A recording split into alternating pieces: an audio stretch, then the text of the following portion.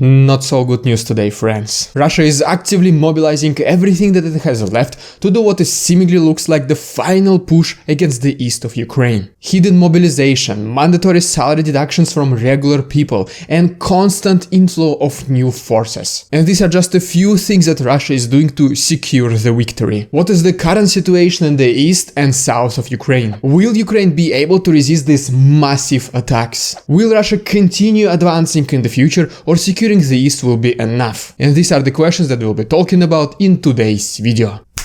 What's up, investors? Captain Eagle Jeff and people of Reddit, it's the Russian dude, and this is your daily update on Russian-Ukrainian war as of Thursday, June 9th. You can see the main events of the day to my right, along with the timestamps. Okay, so for the last week or so, Ukraine was pretty successful in its counterattacks against Russia. But today, unfortunately, we can see that Russia is not willing to give up that easy as well. Russia has been mobilizing the majority of its fire and manpower just to make this final push in the east of the country. And right now, I'll be showing you exactly what's happening in the east and south of Ukraine. It is estimated that right now as Russia is concentrating its forces so that they can do a push against the cities of Slavyansk and Barvinkovo. Reports also show that some of the Russian forces will be coming from the city of Izum. The goal of this operation is to capture this area, where at this very moment Ukrainian forces are having very difficult times protecting it. The ultimate goal of Russians for capturing this region will be so that they can open the second front to attack the city of Donetsk,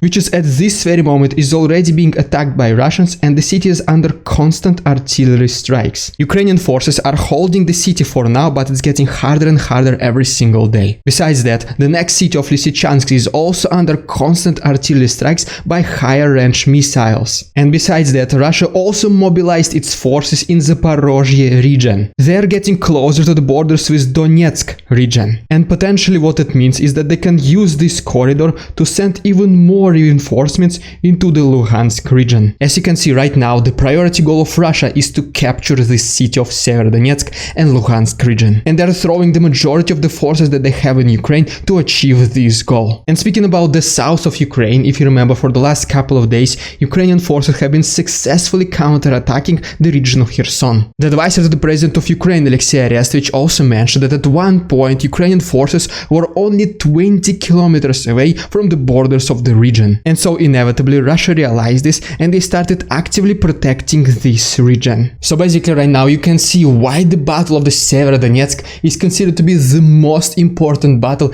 at this stage of the war. Ukraine has been able to launch several successful counterattacks in the past, but right now Russia is increasing its pressure. For now, neither of the countries are significantly advancing, but Russia has the superiority in the manpower, because they are pretty much using the same USSR strategy: send as many people as possible and make this happen. And basically the same thing is happening in the south of the country. Even though Ukraine is the country that needs to advance in this region, Russian protection is pretty good at this very moment. But it is definitely much easier front than the east of the country, because first of all Russia had to reallocate some of its forces from the south of the country into the east of the country. And now you can see exactly why Ukraine needs to receive Western weapons as soon as possible. Every single day it's getting harder and harder, unfortunately, to protect its land, and the manpower, ammunition, weapons and vehicles are depleting. And by the way, if you like this style of daily news reporting, feel free to like this video and subscribe to my channel. Also, please make sure to check the link in the description if you wish to support Ukraine with us. You'll get additional content such as daily Zoom calls and Q&A sessions, and all the proceeds will be donated to Ukraine at the end of each month. Thanks so much, and let's continue.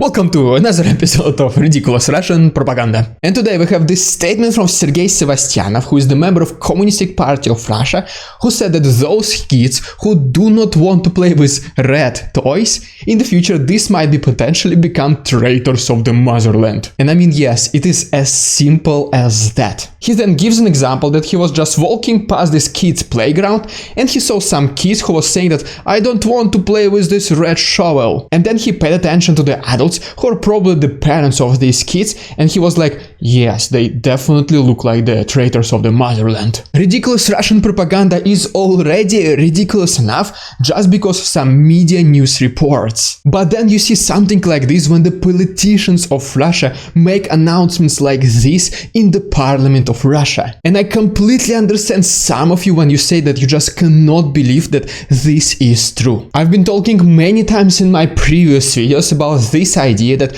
regular Russian people will be the ones who will be paying for the post-war reconstruction of Ukrainian regions. And I mean, of course, Russians will not be paying for cities like Kiev, but those cities which are being liberated by Russia at this very moment, specifically in Luhansk and Donetsk region, these are the cities that will be restored by Russia. Or at least this is what the government is telling us that we will do. And so today, several people from Bashkortostan region in Russia reported that their companies are forcing them to do this mandatory 5 to 10% salary deductions, which will go towards post-war reconstruction. So unfortunately, this is not the wealthiest region in Russia, but the residents of this region are already forced to give up some of their salaries. And the worst part about this is that I'm almost certain that this money, or at least a part of it, will be lost in the pockets of oligarchs while going to Ukraine. So it's like the government is destroying Ukrainian cities and not willing to pay for it, and whenever Russian people are paying for this, they still steal money from even Russians. A couple of episodes ago I was talking about these 3 mercenaries, 2 from the United Kingdom and 1 from Morocco,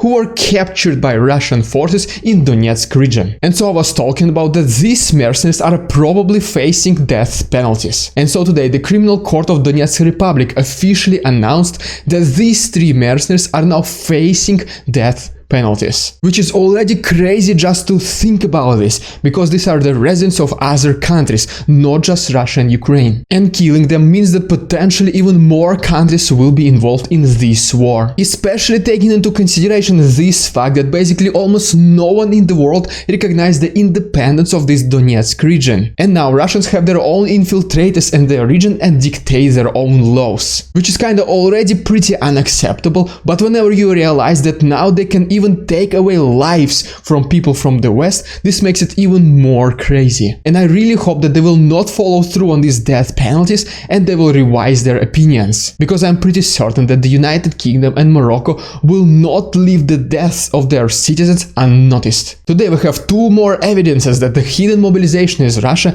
is currently going on. In this case, the hidden mobilization goes either through lying or even straight to the point by just using different words. So today, several Russian soldiers in Luhansk region were captured by Ukrainian forces. And obviously one of the first things you do in this case is you ask them questions. So basically the majority of these prisoners were lied by the Russian government to go to this war. They basically signed some kind of an employment contract in the city of Krasnodar, Russia, and they were supposed to be like engineers and guards. But it looks like that they did not read this contract through, because I saw there was this fine print, which is like, yeah, you will be engineer or the guard, but it will be someday in the future. But at this very moment, you will go to Ukraine. And so basically, yes, I guess these people were forced into trucks or other means of transportations, and they were transported into Ukraine battlefronts. And the second example of the hidden mobilization is this targeted advertisement, which some people were able to see in VK, which is basically the analog of Facebook in Russia. So this is basically more or less straight to the point hidden mobilization. They just don't use these words. What this ad is talking about is that we are hiring soldiers to be in Russian reserve. This contract will last for 3 years, and in the meantime, during your training,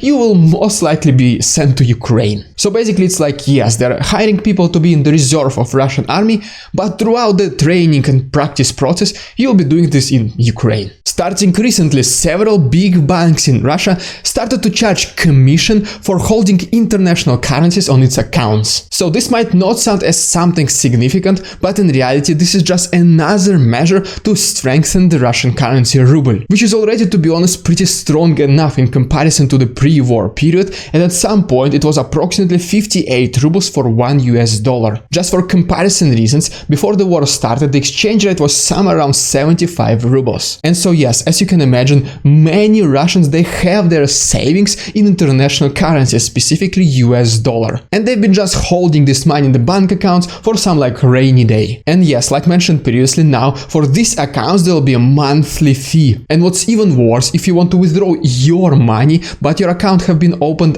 after March 9th, you are not able to do this without converting your US dollars into Russian rubles under very bad exchange rate. So this is basically literally elaborate way of Russian government stealing money from its citizens.